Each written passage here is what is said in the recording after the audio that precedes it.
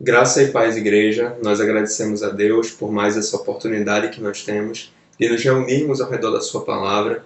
Nós já temos estudado há alguns meses o Evangelho de Mateus e sonhamos, irmãos, em estudarmos também o Evangelho de Marcos e Lucas, fechando os Evangelhos sinóticos. Na semana passada nós finalizamos mais um capítulo, que foi o capítulo 15, aqui no Evangelho de Mateus, e hoje nós estamos iniciando um novo capítulo, que é o capítulo 16. Mas antes, irmãos, eu quero orar junto com vocês. Oremos então ao Senhor. Pai da eternidade, nós te glorificamos, Senhor, e te exaltamos, porque cremos, Senhor, que Teu é o poder, o domínio e o reino, Senhor. E nós estamos diante de Ti, ó Deus, para clamar por sabedoria. Nós te pedimos, ó Senhor, discernimento vindo do céu, ó Deus, para que possamos, de fato, aprender com a Tua palavra, Senhor. Que no nome de Jesus Cristo, o Teu Espírito Santo, Ele venha sobre nós e nos ensine aquilo que Tu quer tratar conosco, Senhor, nesse texto dessa noite, Senhor. Então fala aos nossos corações, dá-me sabedoria, Senhor, para que seja possível transmitir, Senhor, aquilo que de fato Tu tens para tratar com a Tua igreja e que apenas o Teu nome, Senhor, venha a ser glorificado. Faz a Tua vontade em nosso meio, ó Deus, em nome de Jesus Cristo. Amém. E amém. Amém, irmãos. Bem, Evangelho de Mateus, nós vamos ler o primeiro bloco do capítulo 16, que na minha versão, esse bloco vai do versículo 1 até o 4, e ele tem o título Os fariseus e os saduceus pedem um sinal do céu. Marcos ele também registrou esse episódio no capítulo 8 do seu Evangelho, do versículo 11 até o 13, tá bom, irmãos? Primeiramente, eu gostaria de ler com vocês os versículos que compõem esse bloco. A gente vai ler o texto todo e depois a gente lê novamente comentando, tá bom, irmãos? Então vamos lá, a partir do versículo 1, assim nos diz a palavra do Senhor. Aproximando-se os fariseus e os saduceus, tentando, pediram-lhe que lhes mostrasse um sinal vindo do céu. Ele, porém, lhes respondeu, chegada a tarde, dizeis, haverá bom tempo, porque o céu está avermelhado, e pela manhã, hoje haverá tempestade, porque o céu está de um vermelho sombrio. Sabeis, na verdade, discernir o aspecto do céu, e não podeis discernir os sinais dos tempos? Uma geração má e adúltera pede um sinal, e nenhum sinal lhe será dado, senão o de Jonas. E deixando-os, retirou-se. Bem, irmãos, é válido nós rememorarmos qual era o contexto aqui, Na semana passada, nós vimos que Jesus ele havia realizado a segunda multiplicação de pães e peixes. Ele alimentou ali uma multidão de 4.000 homens, sem contar mulheres e crianças.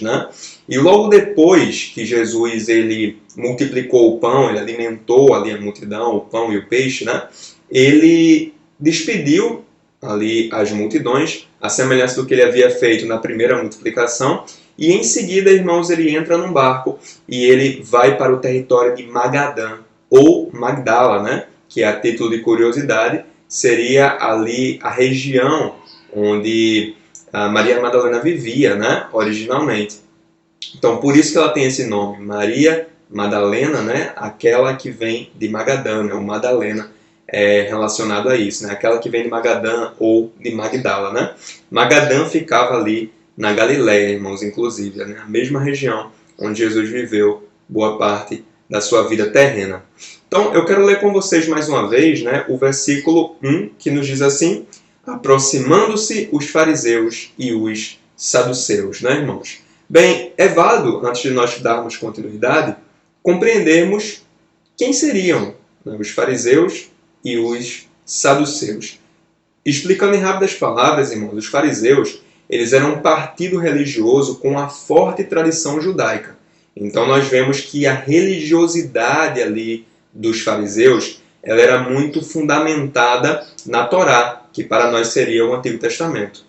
E eles tinham ali uma religião fundamentada, sobretudo, na lei mosaica, nos 5 primeiros livros da Bíblia, que para nós é o Pentateuco, Então, eles tinham isso, mas eles iam além disso. Nós vimos há algumas semanas que eles observavam também a tradição dos anciãos, irmãos. Tipo aquela prática, né, de lavar as mãos antes de comer. E eles observavam com tanto rigor essa lei, ou melhor, essa tradição dos anciãos, que eles consideraram quase como uma lei divina, né? Então, eles pegavam coisas extrabíblicas, né, que era algo passado de uma geração para outra, e eles davam assim uma importância gigantesca, né? Eles ali somavam ali mandamentos e preceitos que não estavam na lei, como se fossem realmente mandamentos divinos, né, que tivessem ali que ser observados, né, por todo o povo de Deus, né?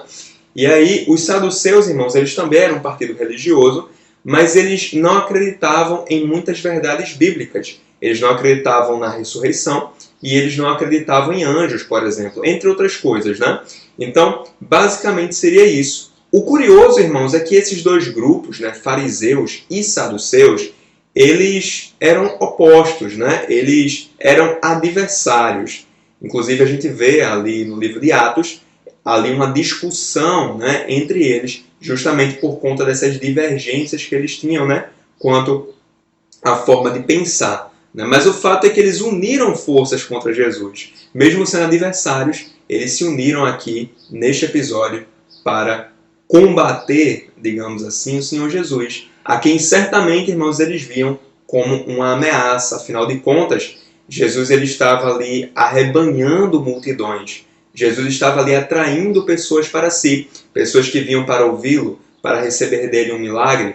Então esses homens certamente temeram, irmãos, perderem ali a influência que eles tinham sobre o povo, o poder, o prestígio, né, a autoridade que eles tinham sobre aquela comunidade. Então, temendo isto, né, eles então decidiram se unir para ali atacar o Senhor Jesus, né, como nós lemos e vamos destrinchar aqui, né?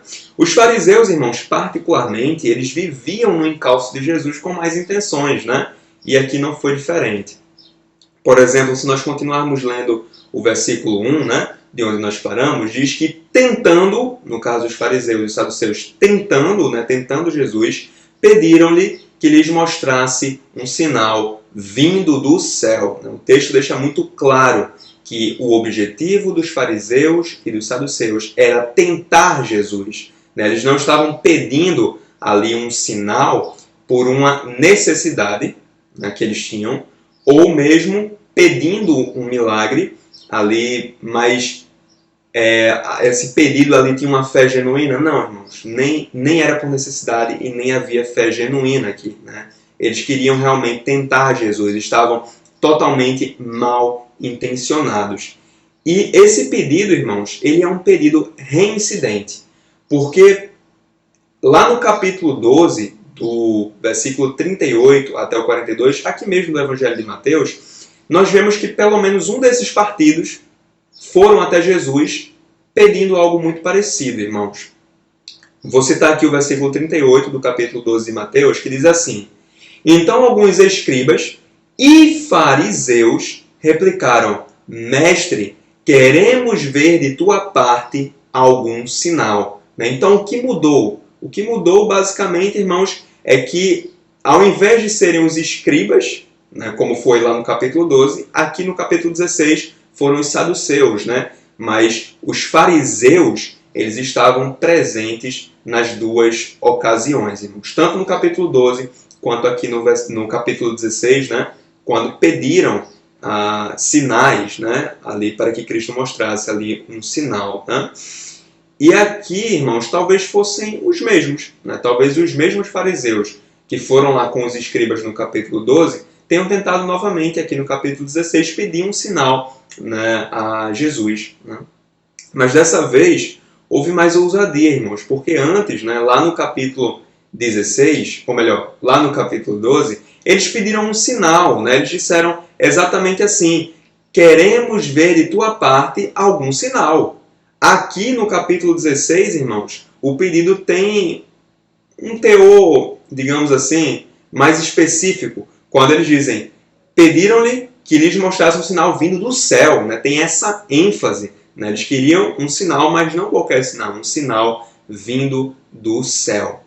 Então, irmãos, é interessante porque a essa altura aqui do ministério de Jesus, como nós temos visto, ele já havia curado toda sorte de enfermidade, né? Tanto enfermidades na carne, então nós vemos ele curando ali a febre da sogra de Pedro, ele cura um leproso, ele ali fez com que a filha de Jairo ressuscitasse, ele também ali expeliu demônios.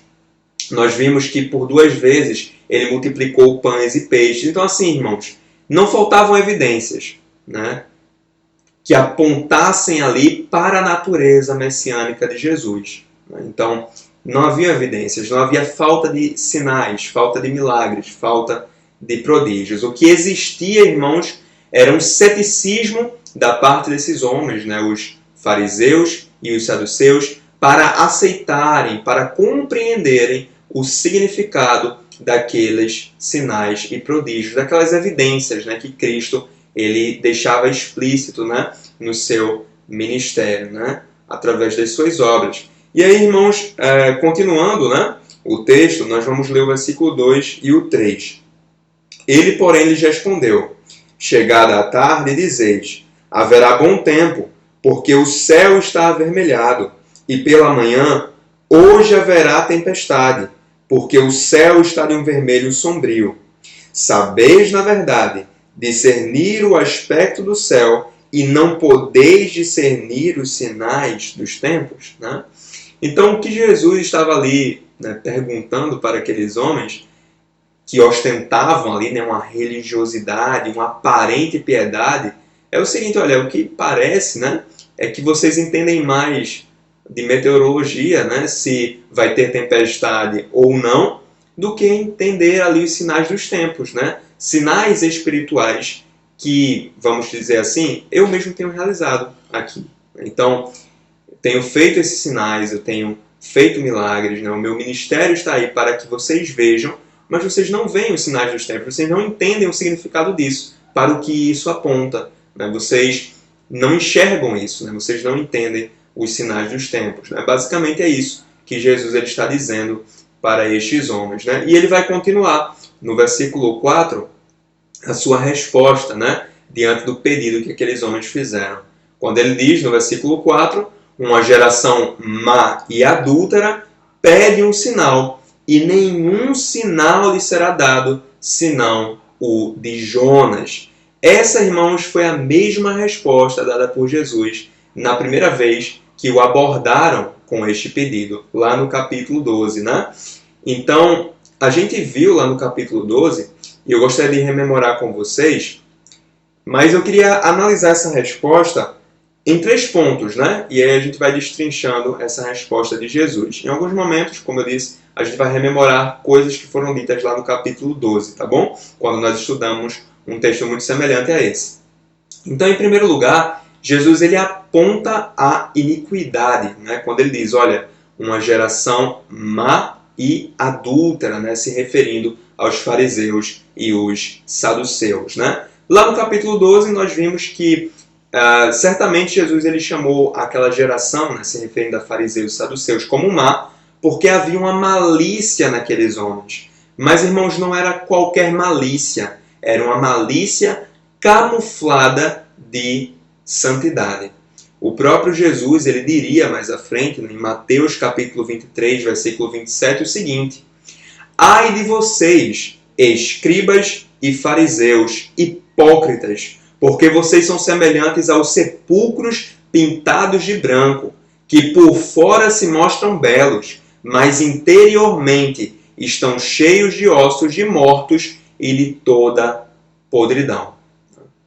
E Jesus chamou os fariseus e os saduceus de uma geração adúltera, como nós vimos também no capítulo 12, certamente, irmãos, porque essa linguagem ela já era usada ali desde o Antigo Testamento para se referir à infidelidade de Israel a Deus e ali à vontade de Deus. Então, quando o povo de Deus, né, ali deixava de seguir ao Senhor, de obedecer às suas ordenanças e passavam ali a cometer o pecado da idolatria, passavam ali a servir outros deuses, então eles eram chamados de adúlteros, né? A nação de Israel era acusada de adultério, né? Porque de fato eles estavam ali sendo infiéis ao Senhor e infiéis à sua vontade, né? À sua aliança, à sua lei. Então, basicamente seria essa, né, a linguagem que Jesus estava usando ali com aqueles homens, né?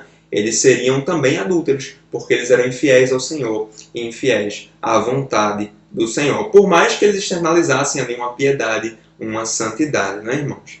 Então, em segundo lugar, Jesus ele nega o pedido. Depois que ele diz, com a geração má e adúltera pede um sinal, ele declara, né? E nenhum sinal lhe será dado, né? Ele nega completamente. E aí, em terceiro lugar, ele diz, né, no finalzinho, ele rememora um antigo sinal, quando ele declara nenhum sinal lhe será dado, senão o de Jonas, né? Então, ele rememora um antigo sinal. E o sinal de Jonas, irmãos, nós conhecemos, né? Jonas ele foi ali engolido por um grande peixe, e ele passou 3 dias e 3 noites no ventre do peixe, até que ele foi cuspido, né? Vomitado ali na terra firme, né? Numa praia. Então, esse seria o sinal de Jonas. Mas, irmãos, como um sinal feito séculos atrás, né? Séculos antes de Cristo, seria dado àquela geração? Como, né? Bem, irmãos, a tipologia bíblica ela vai apontar que passagens do Antigo Testamento elas simbolizavam coisas que se manifestariam no Novo Testamento. Entendem? Então, por exemplo, lá na primeira Páscoa que os judeus realizavam quando eles estavam ali, que os hebreus realizaram ali quando eles estavam na escravidão do Egito, né? Então, eles precisavam ali matar um cordeiro e o sangue devia ser aspergido nas portas, né, nos umbrais das portas, para que o anjo da morte ali, né, não levasse a vida dos primogênitos, né? Todas as casas que tivessem ali a marca do sangue do cordeiro, o anjo, né, ele passaria por cima, né, ele pularia uma casa, né? Então, a gente percebe que essa simbologia, né, esse fato que aconteceu, ele simbolizava algo que iria acontecer mais à frente de forma mais plena, que seria o sacrifício de Deus, ou melhor, o sacrifício do Filho de Deus, né, como o Cordeiro de Deus que tira o pecado do mundo, né? Então, basicamente seria isso, né? Isso seria uma tipologia bíblica, né? E aí, o sinal de Jonas, ele apontava para algo maior, né? Jonas, ele seria um tipo de Cristo, né?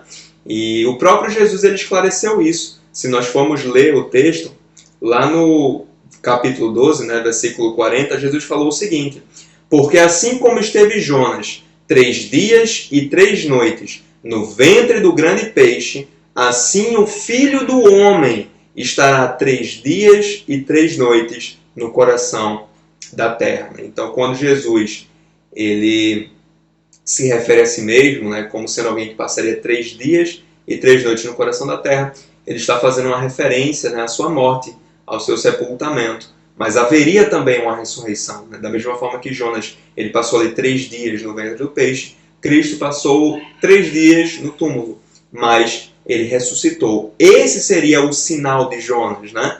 Algo semelhante ao que aconteceu com Jonas. Da mesma forma que Jonas ele foi ali devolvido para a terra firme, Jesus ele seria devolvido do sepulcro para a vida, né? Ele ressuscitaria, né? Sairia ali do túmulo ou do coração da terra. Esse seria ali o sinal de Jonas, né? Que ele daria àquela geração. Mas, irmãos, qual é a conclusão aqui? Bem, o final do versículo 4, e deixando-os, retirou-se. Então, Jesus ele não gasta muito tempo ali com aqueles homens, né? Com os escribas e com os fariseus. Ele deu a resposta e ele foi embora, né? É válido nós fazermos aqui 2 observações, irmãos. A primeira é que Jesus ele ainda faria outros sinais. Nós vemos isso também no capítulo 12. Ele falou, olha, nenhum sinal lhe será dado, mas isso não significava que Jesus ele deixaria de fazer sinais. A partir de então, Jesus não faria mais nenhum sinal. Não. Essa resposta ela foi destinada a um grupo específico, que seriam os fariseus e os saduceus, né? Mas ele atenderia, sim, ali a outros milagres que fossem ali solicitados pessoas ali com necessidades ali genuínas, né? Ou mesmo demonstrando fé genuína. Jesus continuaria a exercer os seus milagres, os seus sinais, né? Mas ali para aqueles homens ele não faria ali nenhum sinal, senão o de Jonas, né? E aí, irmãos, o segundo ponto é que os sinais não garantem transformação. Então, Jesus ele não ali deu àqueles homens um sinal vindo dos céus, mas se ele tivesse feito, irmãos, dificilmente aqueles homens eles ali passariam, né, por uma transformação, por uma conversão genuína. Eles já tinham visto, certamente, muitos milagres, né, ouvido falar de muitos milagres que Cristo realizou, e eles não passavam por uma mudança, né, eles estavam cegos para compreender o que esses sinais apontavam. Eles preferiam duvidar, eles preferiam tentar desacreditar Jesus, né? E a gente pode lembrar do exemplo lá, né, do Êxodo, onde ali os hebreus eles viram sinais e prodígios, né, uma nuvem, uma coluna de nuvem, uma coluna de fogo ali que servia ali para durante o dia protegê-los do sol, durante a noite para iluminar, para aquecer. Eles viram ali a água sair da rocha, o maná cair do céu. Eles viram um Sinai tremendo ali, com nuvens escuras, com chamas. E mesmo vendo tudo isso, eles não passaram por uma conversão, por uma transformação. Era um povo que murmurava contra Deus, que caía na idolatria, que se rebelava contra o Senhor. De fato, os sinais, né, eles não vão necessariamente ali gerar uma transformação ou uma conversão genuína, não é, irmãos? Então, algumas aplicações aqui para nós, apenas duas, irmãos. A primeira é a seguinte: haja sempre disposição em esclarecer.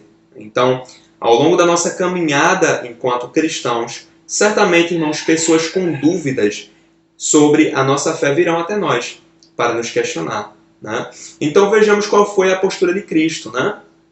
Sendo onisciente, não era um segredo para ele, né, que os fariseus e os saduceus eles estavam ali, né, mal intencionados.